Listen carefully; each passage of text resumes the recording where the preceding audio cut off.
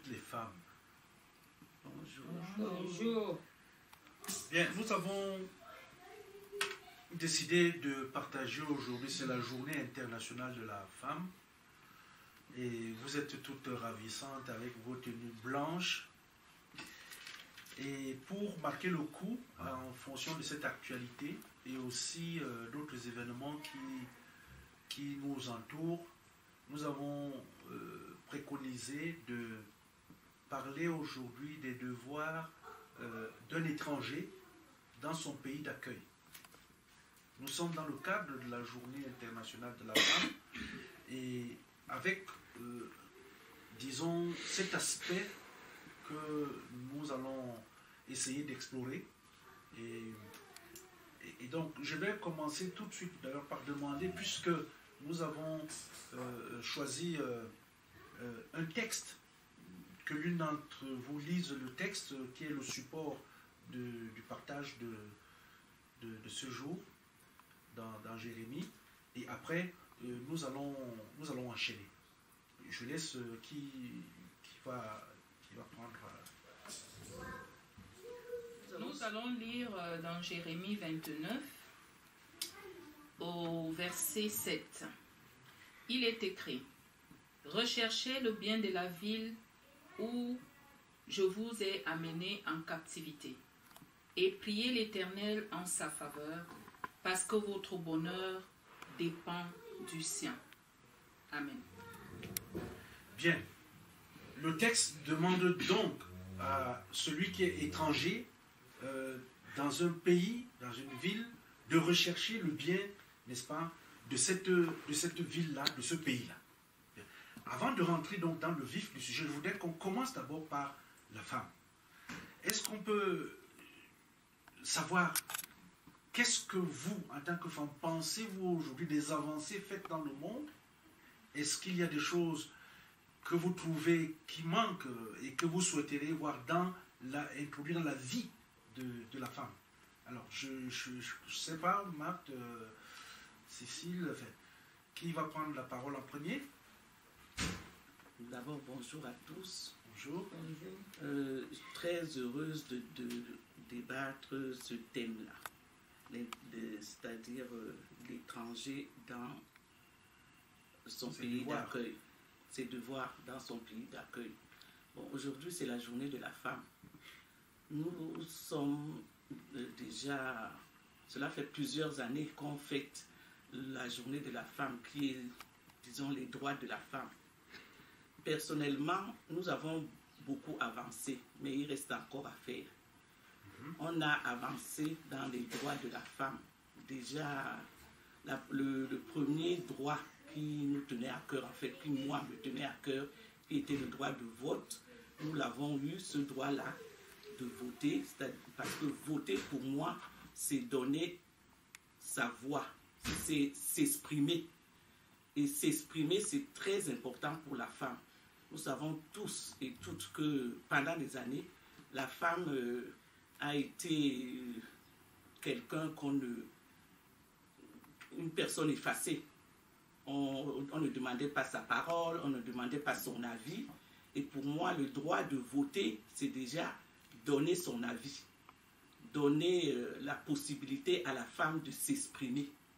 Donc maintenant, il reste beaucoup de choses à faire. Il y a même beaucoup de droits qui ont été faits. Je ne veux pas m'étendre parce qu'on n'aura pas le temps, mais déjà ce droit-là, c'est très important. C'est un droit primordial. Oui. Une autre intervention?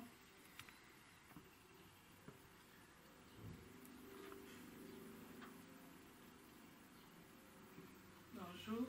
Bonjour. J'interviens pour la journée internationale des droits de la femme. Ici, dans ce pays, moi, je vois que les femmes sont très bien parce qu'elles ont beaucoup de droits. Quand il y a un problème entre un homme et la femme, c'est toujours la femme qu'on protège. On ne met pas, on ne dit pas que c'est quoi le sexe faible. La femme ici dans ce pays n'est pas considérée comme le sexe faible. Moi je vois plutôt que la femme dans ce pays, elle pèse beaucoup plus par rapport à l'homme. Parce que quand on parle femme et enfant, tout de suite on met l'homme dehors. D'accord, moi, donc... je vois que pour moi, je vois que ça évolue bien, les droits de la femme. La femme est considérée ici dans ce pays, plus que d'où nous venons. D'accord, mais donc, si, ici en France, les femmes, vous notez que les femmes ont déjà, il y a des avancées, des très grandes avancées, mais par rapport donc au pays d'origine, qu'est-ce qu'il y a lieu de décrier de là où nous venons? C'est-à-dire, qu'est-ce qu'on a ici que les femmes n'ont pas là-bas? Tous les droits que les femmes ont ici, les femmes au pays n'ont pas ça. Hein. Parce qu'au pays, c'est la corruption, tout ça s'achète. Même là où tu peux avoir raison, mais si l'autre va acheter, si l'autre a plus d'argent que toi, il achète et puis on ne lit même plus la loi, on ferme la page et puis on continue. D'accord. Bon, on va faire une courte pause, une toute petite courte pause, et on reprend après.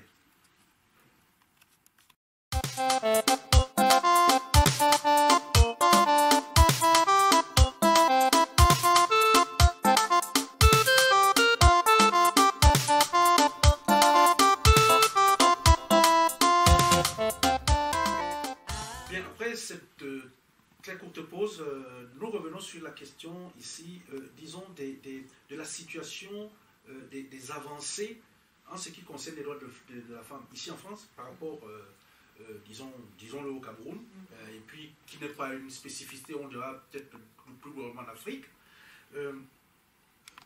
Est-ce que la femme n'a que des droits à revendiquer? Elle a aussi des devoirs. Par exemple. Elle a aussi des devoirs.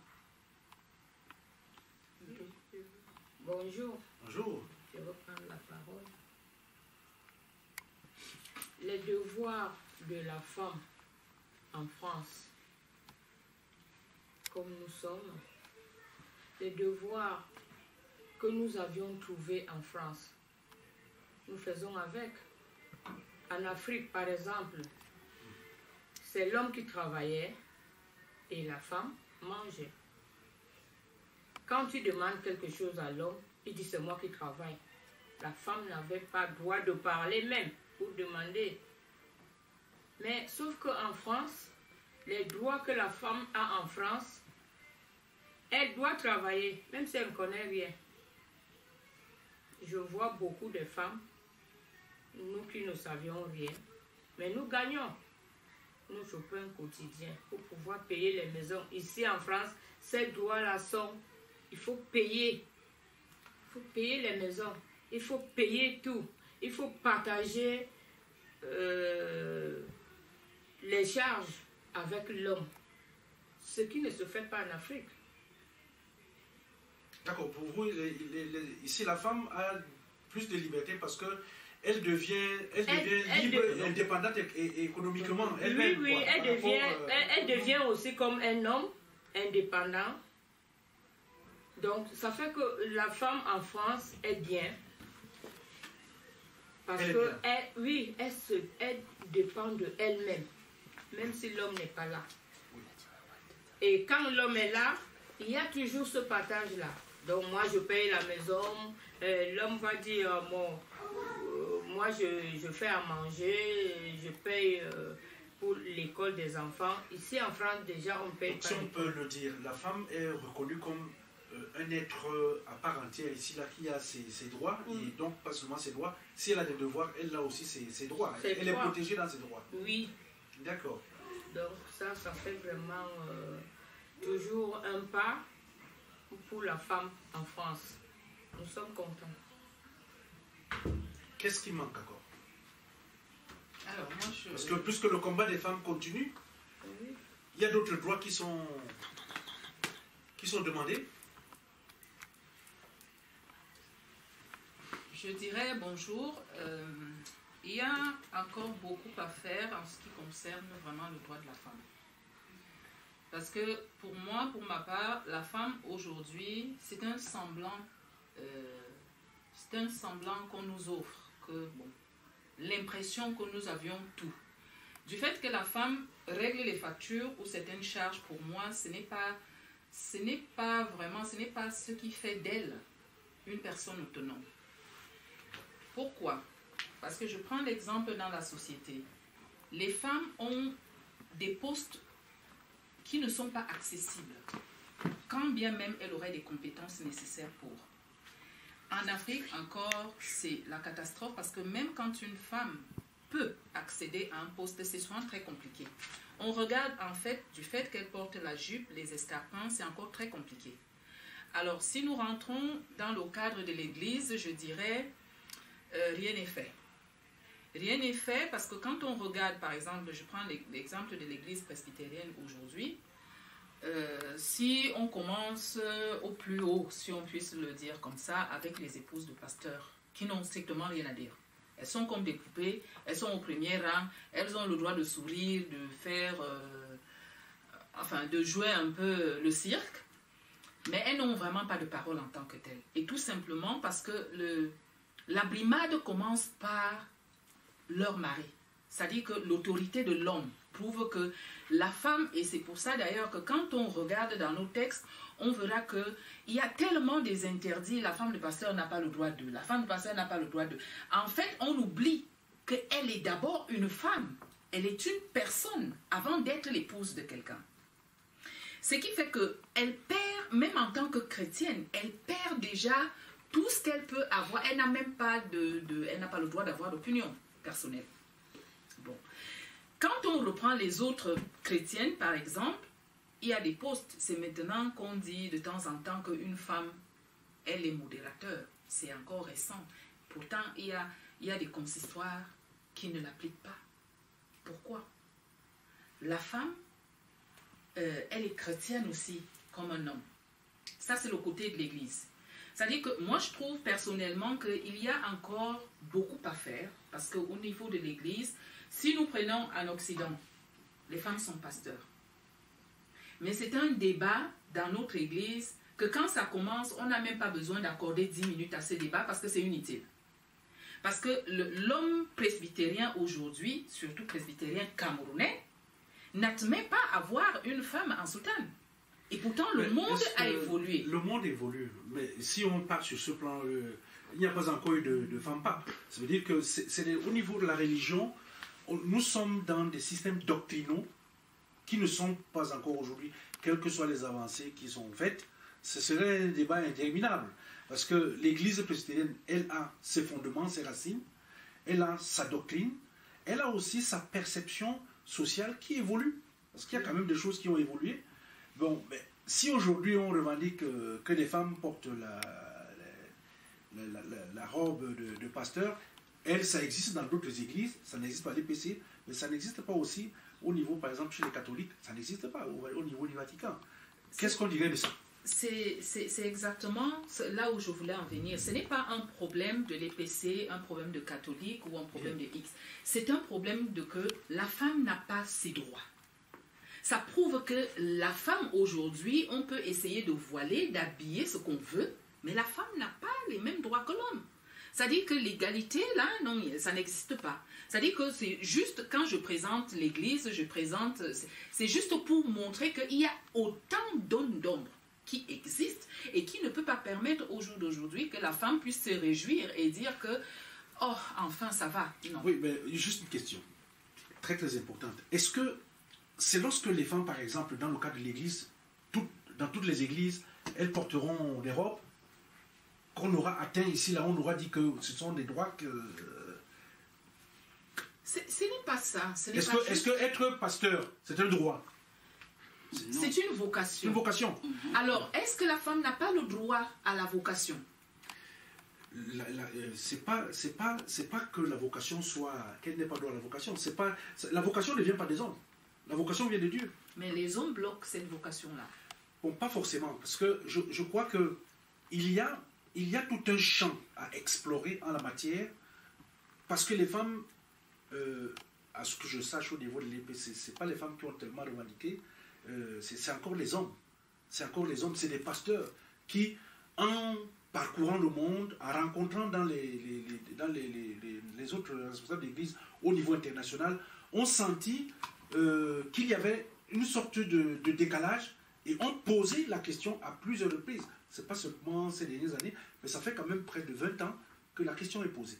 Bon, moi, je souhaiterais qu'on revienne un peu, parce qu'on est parti, on a parlé des droits des femmes, qu'il y a des avancées sociales en France. Mais il y a aussi des avancées dans l'Église.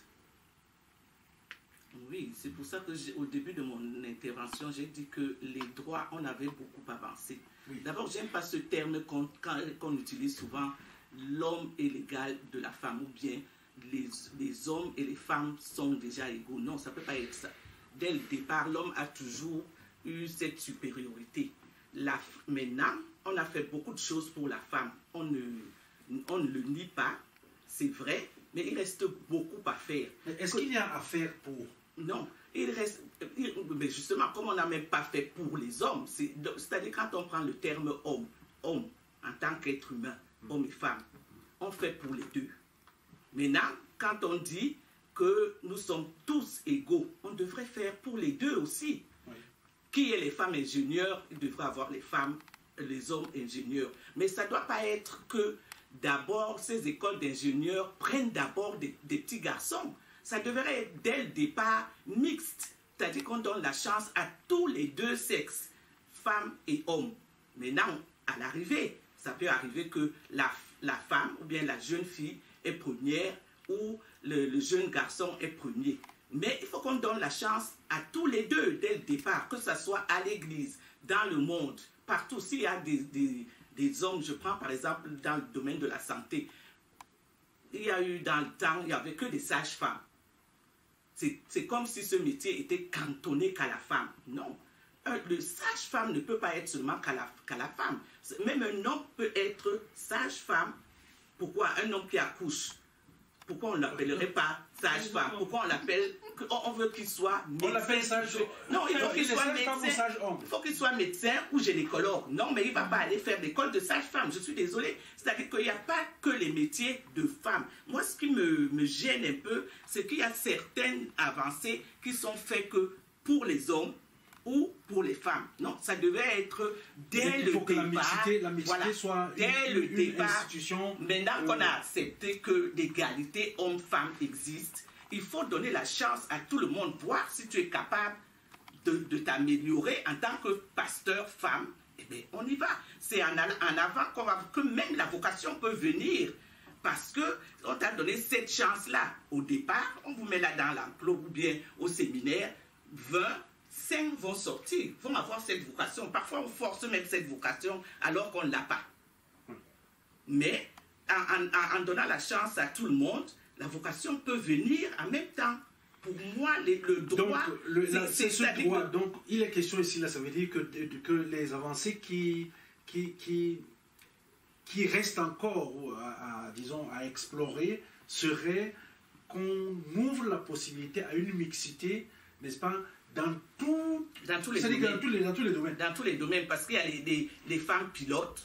En 1920, on ne pouvait pas imaginer qu'une femme allait piloter. Et bien aujourd'hui, il y a les femmes pilotes, il y a les femmes qui vont à la Lune.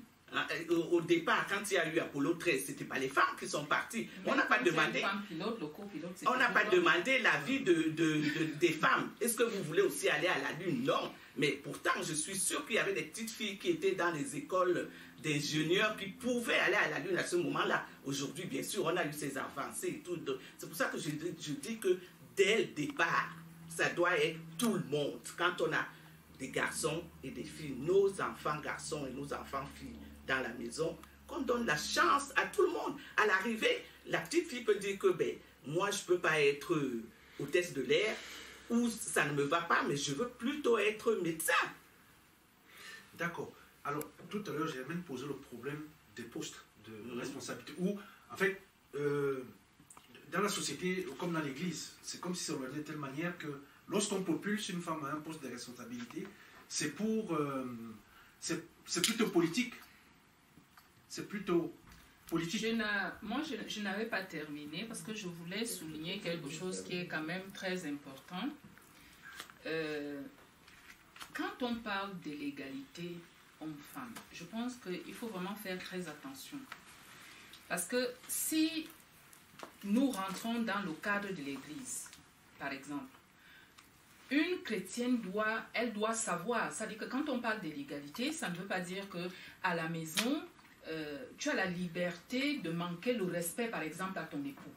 Parce qu'en tant que femme chrétienne, nous savons que, selon la Bible, l'homme est le chef de la femme. Donc, il n'y a pas de discussion d'égalité à ce niveau-là. Je pense qu'il faut replacer un peu les choses. C'est-à-dire que l'égalité, c'est vraiment au niveau de tout ce qui peut être dans la société, le travail, la religion, ce que nous vivons. Mais dans la maison, un peu comme Dame de Fer disait tout à l'heure, je pense qu'il faut que la femme chrétienne fasse très attention à ça. Parce que c'est ça aujourd'hui, moi je pense, qui amène certaines femmes à tellement chercher l'égalité dans leur couple. Et ça arrive à l'échec.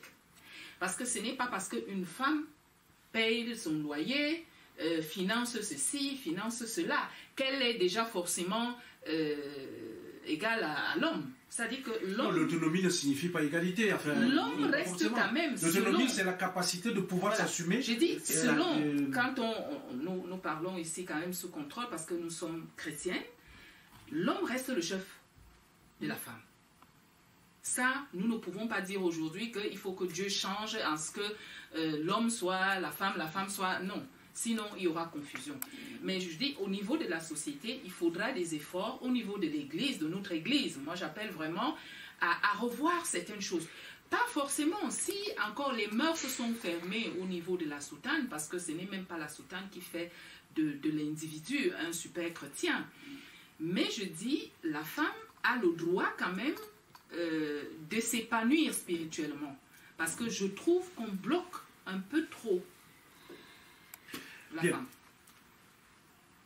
Nous évoluons. Je pense qu'on peut être d'accord qu'au niveau, par exemple, si on revient à l'église, l'église spéciale gabonaise, que, bon voilà, il y a quand même une mixité au niveau des autres postes de responsabilité, les anciens d'église, les diacres.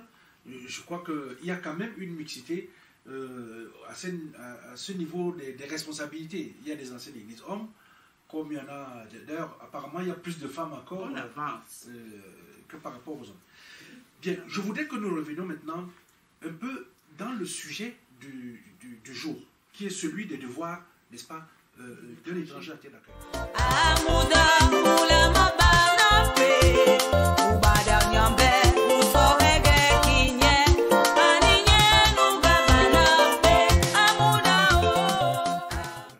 Je voudrais attirer l'attention sur deux aspects. Il y a d'abord cet aspect qui nous concerne. Nous avons voyagé, nous sommes partis du Cameroun, ici globalement, pour être la France, mais nous sommes tous également des étrangers sur cette terre qui nous appartient. Nous sommes de passage sur cette terre. Alors, quels sont les devoirs? Est-ce que vous pensez que dans la quête des droits pour une femme, est-ce qu'une femme qui est, parce qu'elle a la recherche de ses droits, est-ce qu'elle a le droit d'être violente, par exemple, dans le pays qui l'accueille? Une violence sociale, une violence sur les bâtiments, les choses construites par celui qui vous élevé. Enfin, question simple, est-ce que je peux te recevoir chez moi en tant que femme? Parce que tu revendiques des droits, tu décides de casser, par exemple, toute ma vaisselle, voilà. Moi, je pense déjà qu'au niveau de nous, les étrangers, c'est très simple.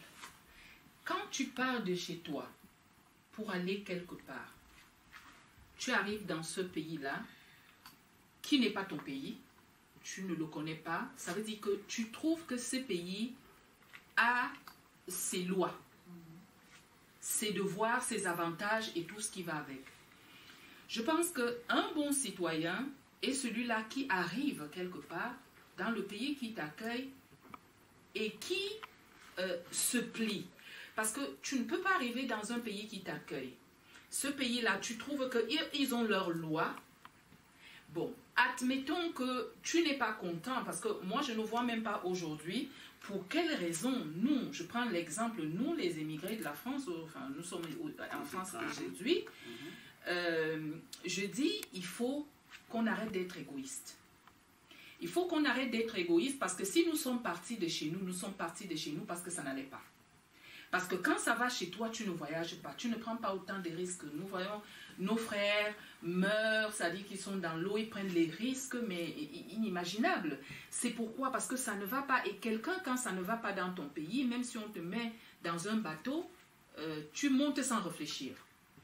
Donc, quand tu arrives, je pense que... je prends l'exemple de la France, parce que nous sommes en France. La France est déjà, disons-le, un pays merveilleux parce que accueillir autant de monde, nous sommes soignés, on nous accorde les logements, on nous accompagne dans beaucoup de choses. Déjà, ce privilège, nous ne l'avons même pas dans le pays où nous sommes nés, où nous sommes des vrais citoyens. Nous n'avons pas ces privilèges là-bas. Donc, je ne vois pas pourquoi, quand quelqu'un t'a déjà tout donné, un pays t'a déjà tout donné, tu estimes que tu es en colère pour le pays dans lequel tu es né, où tu sors. Bon, si tu as des revendications à faire, mais je pense que le plus intelligent et le plus sage, ça serait de prendre l'avion, de retourner d'abord dans ton pays si tu as des réclamations à faire. Parce que je ne vois pas de manifestation que tu vas manifester en France, qu'il y a eu l'événement par exemple au Cameroun, toi tu manifestes en France. Ça n'a pas de sens. Parce que la France qui t'accueille n'a pas besoin de subir nos humeurs, nos manifestations, nos sautes. Ils n'ont pas besoin de ça. Et je pense que quand nous lisons la Bible, nous avons le devoir, parce que rechercher le bien de la ville où je vous amène en captivité et prier l'Éternel en sa faveur. Nous avons le devoir aujourd'hui de prier pour la France, même quand ça ne va pas. Je pense que dans nos prières, quand on prie pour les pays, personnellement, je prie déjà pour la France tous les jours, parce que je dis merci et je prie le Seigneur pour que ce soit le chef de l'État avec sa suite, ces gens doivent être protégés par le Seigneur. Donc, je ne vois pas pourquoi nous, les étrangers, nous venons s'aimer autant de bruit. Est-ce que lorsqu'on est étranger, on est femme étrangère, est-ce que la violence d'une femme étrangère par rapport, disons, aux institutions sociales, est-elle une violence à condamner différemment de la violence qu'une femme, par exemple, du pays même, où on est accueilli? Parce que les femmes, par exemple, ici en France, dans leurs revendications, ont souvent des actes qu'elles posent, des actes symboliques, où il y a quand même de la violence. Est-ce qu'il y a une différence de violence entre la violence de l'étranger et la violence, n'est-ce pas, de celui qui est dans son pays, en tant que femme? Oui. Est-ce qu'une femme doit faire de la violence pour revendiquer pour ses droits? Non, je pense pas. C'est-à-dire, avant de répondre à votre question, je voulais revenir sur les droits de l'étranger quand il va quelque part. C'est-à-dire, le premier droit d'abord, quand on va dans un pays étranger. Attends, le droit ou le devoir? Le devoir. Quand on va dans le devoir de l'étranger, quand on va dans un pays étranger, le droit, déjà, c'est l'intégration absolue.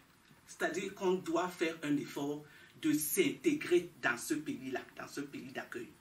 Si on va, prenons notre exemple, nous sommes en France, nous sommes partis de chez nous pour venir en France. Si on ne savait pas parler la langue, la première des choses, c'est de parler cette langue-là. Parce que pour comprendre l'autre, il faut parler sa langue et comprendre sa langue. Et maîtriser même des choses qui se passent dans ce pays-là. Si on ne comprend pas déjà la langue, comment voulez-vous vous exprimer avec les personnes que vous avez trouvées là-dedans? Il faut faire un effort quand on arrive dans un pays étranger de s'intégrer, parler la langue du pays d'accueil pour mieux comprendre l'autre, celui qui nous accueille. Maintenant, en ce qui concerne la violence, je ne pense pas que la violence de l'étrangère doit être mieux prise en compte ou mal prise en compte que la violence de l'autochtone même. Non. Quand on est violent, on passe au tribunal, on vous condamne de la même façon. Mais maintenant, quand on est étranger, une femme étrangère, on devrait même encore faire plus attention parce qu'on n'est pas chez soi. On est déjà à l'étranger. La première des choses, c'est de bien se tenir. Maintenant, même si on a quelque chose à revendiquer, on trouve que, comme dans notre pays d'accueil, la France, c'est un pays de droit, de loi. Il y a quand même beaucoup de lois ici et beaucoup de droits qui sont accordés. Si quelque chose ne nous va pas en tant que femme, on a le droit d'aller revendiquer sans toutefois être violent. Parce qu'on sait que la loi est là pour nous, pour tout le monde, que ce soit étranger ou la personne même du pays. La loi est là pour tout le monde. Donc la violence ne servira à rien quand on va faire revendiquer quelque chose qu'on commence par la violence. Même les femmes qui sont... Oui, il faut reconnaître que de temps en temps, nous les femmes, on est violentes. On est violentes. Que ce soit même dans nos ménages, que ce soit même dans le travail. Là dehors, on a toujours tendance... C'est-à-dire, je crois que comme la France est un pays de loi, on a tendance à en faire trop. Parce que la femme va être, comment dirais-je, on va la protéger. Mais justement parce qu'il y a ces lois-là. Mais avant de vouloir être protégée, il faut déjà être dans la loi. Quand on n'est pas dans la loi, même si on vous brime, après, si vous faites une violence, on vous brime, après, il faut pas s'en plaindre. C'est normal. Il ne faut pas dire que la Française a été mieux servie parce qu'elle est blanche de peau. Parce que quand on parle même français, il y a des Français de toutes les couleurs. Hein, maintenant, il ne faut pas dire que parce que, oui, elle est bretonne, tiens, c'est pour ça qu'on a été pour elle. Moi qui viens de l'autre côté, personne n'a été pour moi. Non. Donc pour vous, un devoir d'intégration. Un devoir d'intégration, oui. De s'intégrer dans le pays. Mais oui, il faut même aspirer à faire des songes dans la langue du pays où on est. Parce que quand on parle, c'est vrai, nous étrangers, on a toujours tendance à vouloir, quand on part, on a le cœur de là où on vient. C'est pas une mauvaise chose. Mais c'est même bien de ne pas oublier d'où on sort. Bien. Voilà, c'est même très bien. Mais en sachant que là où tu veux qu'on te donne tout. La maison, le travail, l'école pour tes enfants, et tout ici. Mais essayons un peu de rêver, même dans la langue de ce pays-là. C'est-à-dire, si on ne s'intègre pas absolument... De rêver comme... Oui, de rêver en français. Je veux dire, ici, on est en France. Au lieu de quand on se couche, je ne vais pas tout le temps rêver en Bassa. Mais on va toujours rester en arrière. Il faut rêver même avec... C'est-à-dire pour pouvoir quand on dit intégrer, intégrer ne veut pas seulement dire parler la langue, parce que même deux fois, même la langue là même nous dépasse. Intégrer pour moi, c'est dans tous les sens. Donc, je veux m'adresser à Cécile. Dans la situation actuelle où il y a des personnes, des femmes qui sont intégrées et d'autres qui ne le sont pas. Bon, il y a aussi plusieurs situations, celles qui n'ont pas de séjour, celles qui ont des séjours, et qui justifient que vous tenez le discours qu'il faut s'intégrer, il faut respecter parce que vous êtes déjà vous êtes installés, vous avez des avantages, et nous qui n'avons pas d'avantages, parce qu'on a tout cassé chez nous, on a tout pris chez nous en Afrique. Bon, c'est pour cette raison que nous aussi, nous venons en France, il faut qu'on fasse quelque chose. Qu'est-ce que tu penserais de cela? Non, moi je crois qu'ici en France, la situation des femmes, moi je le dis encore et je le soutiens, que les femmes sont très bien traitées ici en France par rapport à d'où nous venons. Bon, si nous venons faire des violences ici, parfois même, c'est nous-mêmes qui ouvrons les yeux à ces Français-là, de voir tout ce que nous faisons, parce que dans le social, il y en a qui bouffent le social ici. Ils disent qu'ils ne sont pas mariés, ils sont des femmes seules, mais ils ont 800 € par mois. C'est du vol. Et ils ont 6 enfants, alors qu'il y a un homme qui dort là tous les jours, mais l'assistance sociale ne va pas faire la police pour venir contrôler qui est couché là-bas. Moi, je vois que nous, on abuse même du système. Donc, disons que le pays d'accueil nous, on abuse même du système. Donne beaucoup de possibilités. Donne beaucoup de possibilités. Or, ici en France, si tu viens, tu fais ta formation. Une fois que tu as une formation, tu ne peux pas chômer. Nous avons donc un devoir de nous intégrer, comme Marc dit, de rêver dans la culture française, au lieu de dormir. Pour attendre les casses, pour aller montrer. J'ai entendu une de mes collègues dire hier que depuis que je suis enceinte, je n'ai pas de médecin traitant. Lundi, j'irai à la sécurité sociale. Je vais leur dire que je vais accoucher ici si vous ne me donnez pas un médecin aujourd'hui. Donc, un pays a ses portes.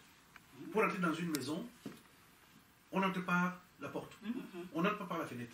Je pense que si quelqu'un viendrait chez nous, ici en France, chacun d'entre nous reconnaît que si je suis dans ma maison, si quelqu'un vient entrer par la fenêtre, c'est entrer par effraction.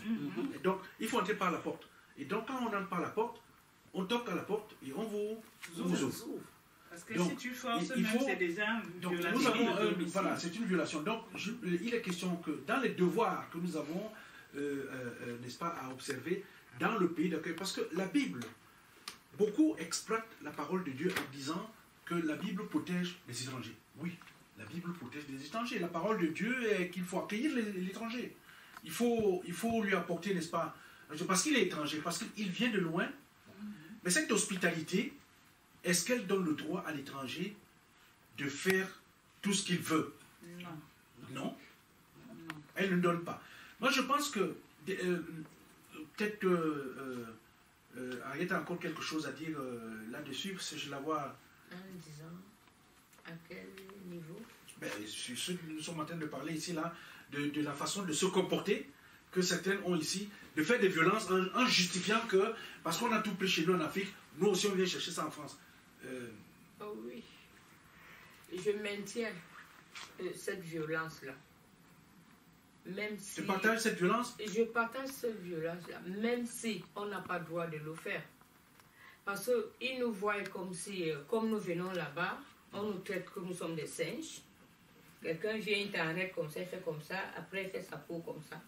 Je crois que ma peau va rester sur ta peau. Mais est-ce que, juste une question, est-ce que si tu trouves que en France, on te considère comme un singe, pourquoi tu restes? J'ai l'habitude de leur dire, je veux rester parce qu'ils ont fini le bois, le pétrole. Les Français. Les Français. Est-ce que nous pouvons à ce niveau, parce que c'est une question très très importante, oui. Puisque nous nous adressons à plusieurs personnes, c'est dans le monde, dans le débat. Est-ce que les Français sont responsables de ce qui se passe dans nos pays? Est-ce que c'est les Français? Parce que les Français, il se trouve que, comme nous aussi, parce que moi je voudrais revenir là-dessus, on suit beaucoup de personnes dire ici dehors et au Cameroun que voilà, nous sommes dans un pays où il y a c'est telle personne qui vole, qui bouffe tout l'argent, qui dépose l'argent à l'étranger. Est-ce qu'on est sûr que les Français savent même d'ailleurs où sont nos pays géographiquement? Est-ce que les Français du quotidien savent exactement où nous sommes? Non, mais ça c'est le débat est parti loin là. C'est-à-dire le français lambda, n'a rien à voir avec nos richesses ou notre pauvreté au Cameroun. Parce que même nous-mêmes... Je rebondis par rapport à ce qu'elle dit. Le français, il ne sait pas. Maintenant, quand on parle politiquement, là c'est autre chose. Mais je ne pense pas qu'on va dévier ce débat à la politique. Ça, c'est autre chose. Parce qu'on parle de l'étranger qui va dans un pays. Dans un pays. Voilà. Qui a pris la décision de partir de chez lui. Ou même parce que de fois, même on va te chercher. Parce que quelqu'un peut venir dire que, ah tiens, j'ai trouvé cette dame, cette famille qui n'est pas bien ici, je l'amène de l'autre côté, où ils seront bien là-bas. Ou même si c'est quelqu'un qui vous amène, on parle de ça. Quand on arrive dans ce pays-là, il faut faire comme ces gens-là font. Si vous voyez qu'ils mangent par terre, manger par terre. C'est ça, pour moi, c'est ça d'abord la première intégration. Quelqu'un t'amène, si je vous ouvre ma porte, vous trouvez que je mets ma chaise à gauche, pourquoi vous voulez la mettre à droite? Je vous ai ouvert ma porte. Je vous accueille chez moi. Vous trouvez que ma chaise est à gauche. Pourquoi vous voulez aller mettre ma chaise à droite? Pour moi, c'est un manque de respect. C'est comme si ce que je viens de vous faire, mais ça ne vaut rien. Voilà, c'est comme c'est une faute que vous mise de vous accueillir. Et c'est pour ça que je disais tout de suite, je répondais un peu pour mieux comprendre ce qu'elle disait, que lorsqu'on part de chez nous, on part du pays, on arrive en France, on prend la décision, c'est nous qui prenons la décision, je m'en vais. Mais comment est-ce que lorsqu'on t'accueille, on te donne même une maison, on te donne, tu as la possibilité, tu as même des aides, on te donne des lits, on te donne les frigos, tu as tout. Mais comment est-ce que tu peux cautionner que quelqu'un d'autre vienne et dise que je casse, parce que chez moi on a un tout. Quand on casse pour qui? Tu casses pour toi-même. Non, parce que si nous sommes d'accord avec ceux qui arrivent et qui viennent pour casser, qui disent qu'ils cassent parce qu'il y a eu des, comme Marthe disait, politiquement, nous n'allons pas rentrer là-dedans. Mais le français lambda, le français de tous les jours, qui t'accueille, comment peux-tu permettre que l'on vienne casser ce qu'il a passé? Quand on casse, qui perd? Toi-même qui es là, tu deviens perdante. Oui, c'est comme la sœur disait tout à l'heure. Le problème est que ces gens d'en haut, comme on dit qu'on ne parle pas politique, ne connaissent pas ce qui se passe en bas. Moi, par exemple, j'ai ramassé quelqu'un, comme vous dites, je l'ai amené voir une assistance sociale à Noisiel. Arrivé à l'assistance sociale à Noisiel, on dit non, allez à Chelles. Voir celui de l'assistance sociale à Chelles. Arrivé à Chelles, on trouve un monsieur, un Guadeloupe. Après, il nous dit, on dit, bon, voilà, mais vous êtes d'abord quitté chez vous, pourquoi? Rentrez chez vous. Si on a dit qu'on ne peut pas vous recevoir, rentrez chez vous. Je lui ai dit, et vous, pourquoi vous êtes là? Ah, je suis français. J'ai dit, mais tu es noir. Tu es français où? Tu es esclave, oui. Est-ce que donc, quand on est noir, est-ce que ça c'est de la violence? C'est la violence, parce qu'il m'a mal prise. Oui, mais il m'a mal répondu. Est-ce que, en tant que femme, dans les revendications, parce que si nous parlons de ce sujet aujourd'hui sur les devoirs de l'étranger, est-ce qu'une femme, parce qu'elle est étrangère, parce qu'on l'a titillée, parce qu'on l'a chatouillée, parce qu'on lui a dit des mots, est-ce qu'une femme doit devenir violente? Non. Elle doit être... Deux fois, c'est le manque d'information aussi. Mais quand quelqu'un ne se connaît pas, il répond par la violence. Mais je veux dire, même d'autres connaissent même, ils répondent aussi par la violence. Mais pour moi, ce que je peux dire, c'est que quand on rencontre quelqu'un comme ça, quand il est en face de nous, toi qui connais, retiens-toi et explique-lui calmement. Il va comprendre. Parce que peut-être même celui qui est en face de toi ne connaît pas. Il y en a beaucoup comme ça. Il ne connaît pas lui-même. Mais si toi, tu connais pourquoi tu as quitté Noisiel pour aller à Chelles, on te l'a dit, explique-lui calmement que voilà, il y a ci, il y a ça, on m'a dit ce. Lui-même qui te reçoit là, ça ne connaît pas. Il n'est pas informé. Est-ce que, peut-être pour aller à la fin, parce qu'on peut discuter très longtemps là-dessus, juste une question. Est-ce que, en tant qu'étranger, on serait heureux qu'un matin, on toque à notre porte, c'est la police, et qu'on nous dise que, monsieur, vous avez fait trop de désordre, prenez vos affaires, on vous renvoie chez vous. Est-ce qu'on peut être content? Non. Alors, donc, pour que ça n'arrive pas, qu'est-ce que nous devons faire? Nous devons respecter les droits et les devoirs de ceux qui... Ne pas faire du bruit. Donc, je pense que nous ne sommes pas, ça veut dire que l'étranger ne doit pas se considérer comme un justicier qui serait parti de son pays avec un programme, un agenda caché, pour venir dans le pays à autrui et dire que parce que il y a eu X ou Y, bon, maintenant, moi, je. Hein? Donc, l'étranger ne doit pas voyager en tant que justicier, il doit voyager en tant qu'être humain qui a décidé de quitter son pays pour aller dans un autre pays pour avoir une situation qui changerait, qui ne serait pas la même que celle qu'il a dans son pays d'origine. Bien.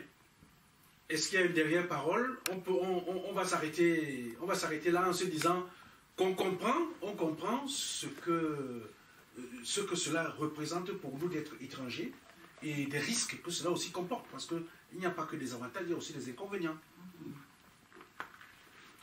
Est-ce qu'il y a une dernière parole? C'est pour dire qu'un étranger reste un étranger. Je pense que quand on lit la Bible, il y a des versets où il est clairement dit, recommandé à certains de ne pas prendre pour femme une étrangère. Ça veut tout dire. Ça veut tout dire.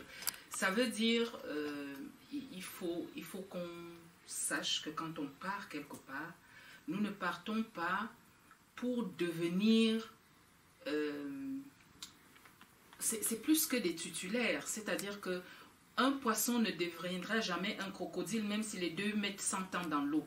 Par exemple, nous avons la nationalité française, ok, mais quand ça arrive à un certain niveau, nous, c'est les chiffres. 99, tout le monde le sait. Voilà, le département c'est 99, où 99 se trouve sur la carte mondiale, c'est Dieu seul qui sait. Mais ce n'est pas pour autant, l'Afrique est vaste. L'Afrique est vaste. Mais ils ont décidé que, bon, écoutez, ce numéro-là, bon, ce sont des chiffres.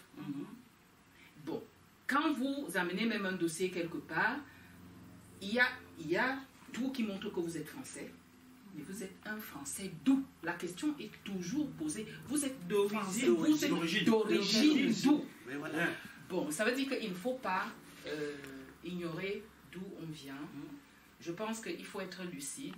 Il faut vraiment qu'on sache que nous sommes venus ici, pourquoi nous sommes là. Et si nous devons profiter de ce que nous sommes venus pour la tranquillité, nous n'avons pas besoin de casser, parce que quelqu'un qui casse chez moi, tout de suite, moi je ne réfléchis même pas les histoires de loi, je te fous à la porte, c'est clair. Bien, nous sommes donc des étrangers, et en tant qu'étrangers, nous sommes accueillis. Les femmes qui sont accueillies ne sont pas des femmes. Elles n'ont pas été accueillies parce qu'elles ont fait la violence. Elles sont accueillies parce qu'elles sont venues et elles ont dit, voilà, je voudrais avoir ma place pour pouvoir vivre. Donc nous ne sommes pas des justiciers. L'étranger n'est pas un justicier en déplacement. C'est quand on veut faire la justice, quand on veut revendiquer des droits, on le fait étant dans son pays. Mais on ne vient pas dans le pays à autrui pour faire de la casse. Merci les femmes pour ces différentes contributions.